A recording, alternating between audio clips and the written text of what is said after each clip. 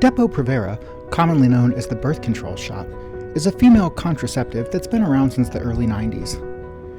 Recent scientific evidence has shown that Depo Provera can cause brain tumors called meningiomas. This new evidence has prompted a wave of lawsuits against the manufacturer of Depo Provera, Pfizer. The Depo Provera brain tumor litigation is going to be one of the hottest and biggest mass torts in 2025.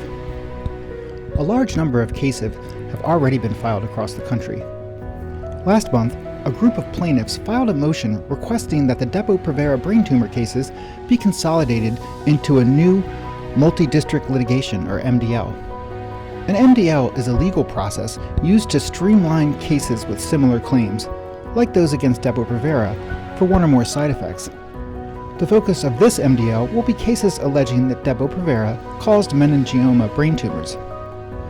It's almost guaranteed that the Depo Provera cases will be consolidated into an MDL under one federal judge. The only real question at this point is what district and what judge the MDL will be assigned to. The plaintiffs are pushing for the Northern District of California, but Pfizer's defense team may lobby for a different venue. Once the MDL is created, the judge will preside over pretrial matters, such as evidence gathering and expert testimony, to make the process more efficient. A critical part of an MDL is the bellwether trials.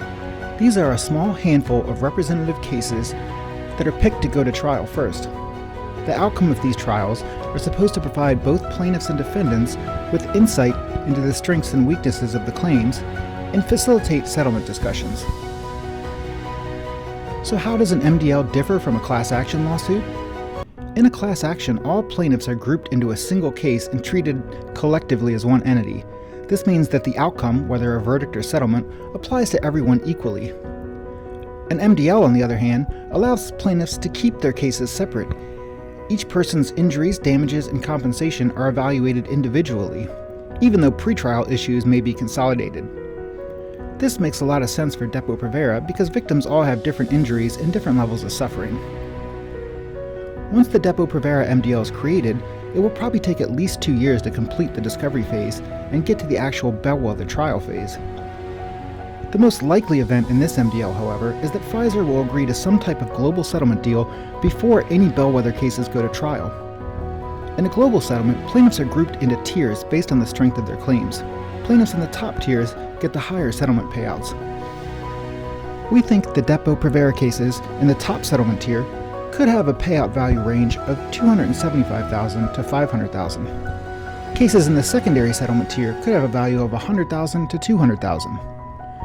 Our firm is currently accepting Depo Provera brain tumor cases across the country.